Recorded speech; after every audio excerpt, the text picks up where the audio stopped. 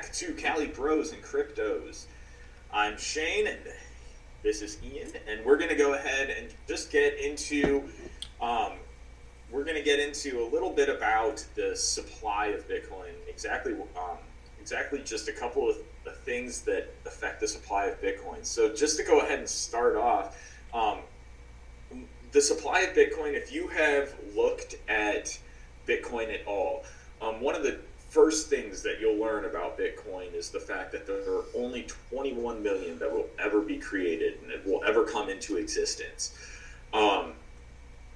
But there is a little bit more to that and a little bit more to think about that. So we're going to go ahead and dive into that today. So Ian, what are some of the top things that you want to go ahead and talk about when it comes to supply? Sure. So first and foremost, like you said, 21 million, that's all that can ever be created, because you look back at Satoshi, he mathematically engineered it, him and his team, if you want to call it that, engineered it in a way that you can only have 21 million.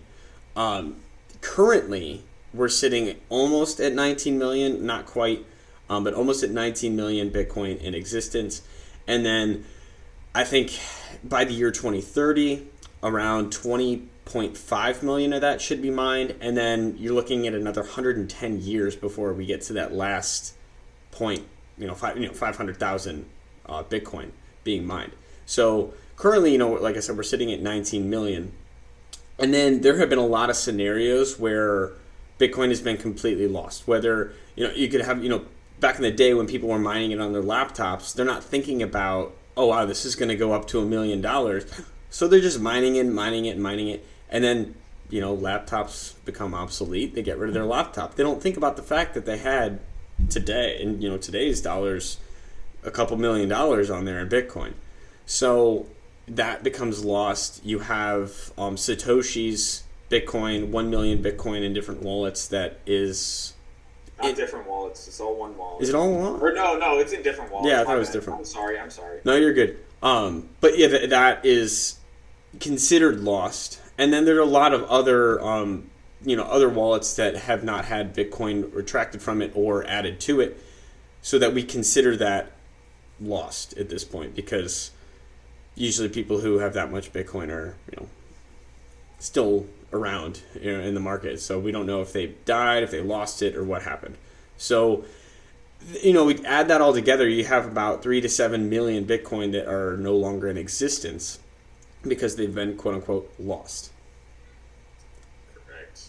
So 3 to 7 million Bitcoin that have been lost. I know that that's like a really wide range, but yeah, it all depends on the source that you look at too. Like there are some sources that will go ahead and take on-chain metrics that will tell you it's like 25%. Some say closer to 30%. So that's why it's such a wide range, because we aren't 100% sure that some of those Bitcoin are actually lost. There could be people who have been holding on to the same Bitcoin for 6 or 7 years and haven't bought any more Bitcoin, but also haven't sold any of their Bitcoin either. But that's kind of unusual for someone who would have that much Bitcoin.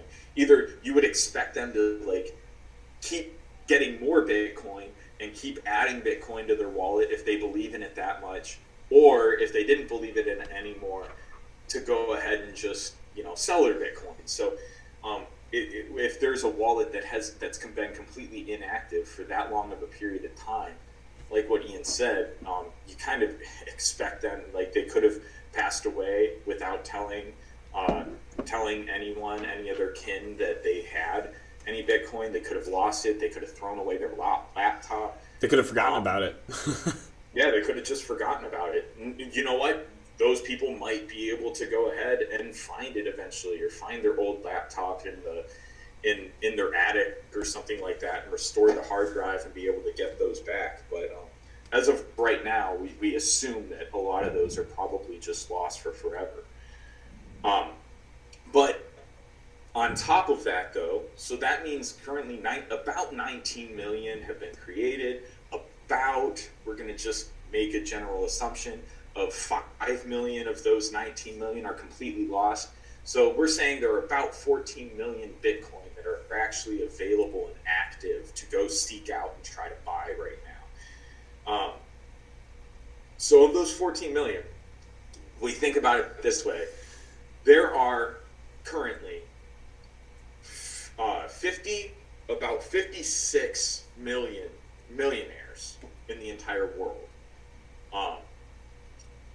So if every single person who's worth, not necessarily who has $1 million sitting in their bank account, but is worth $1 million. So they own a house that's $300,000. They have, $500,000 sitting in their 401k, and they have, $200,000 of other assets that they own. $1 million. So that would be about 56 million millionaires. If every single one of those millionaires wanted to buy a Bitcoin, that means every single one of those people would get about 0.3 Bitcoin each. And that's if we divvied everything up 100% evenly amongst that 1.1% of the population. Which is obviously completely unfeasible because there are people who own thousands of Bitcoin, right? Yep. So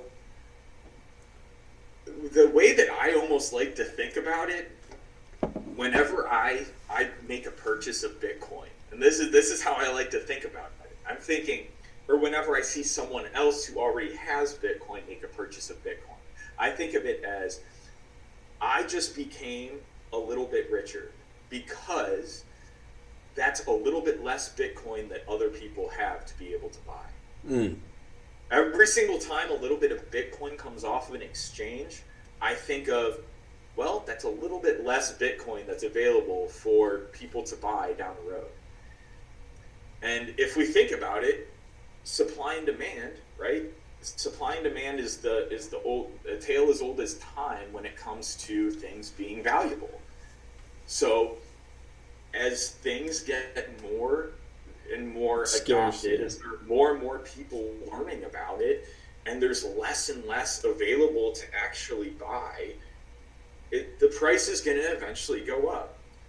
So, I mean, there are a lot of things that affect price, but I don't really care about that. I mean, for me, in my mind, and I'll always tell people like who will come in. There are plenty of people who will come and like joke around with me and say, "Oh, well, how much you down today?" or "How much money you lose yesterday?" And I'm just like, I kind of laugh it off. I'm like, talk to me when it comes to the price of Bitcoin. Talk to me in 10 years, not 10 days. Yeah.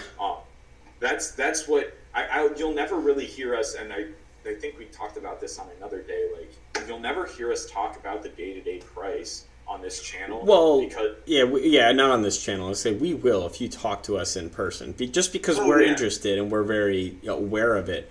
But we always have an explanation for it. We're like, oh, well, it's because Russia decided to ban crypto today, but long term, and that's I think what Shane's getting at is like long term. We are 100% confident that it's going to go up and up and up in value long term. Now it could drop 20% tomorrow, but that's also because of the supply. The minimal supply that there is. Correct. Yeah. So, all right. Well, that I think is going to be our video for today. So, again, this is Cali Bros and Cryptos. If you like the content, please hit that like button, hit the subscribe button, and we will see you next time. Have a good one, guys. All right. Have a good day.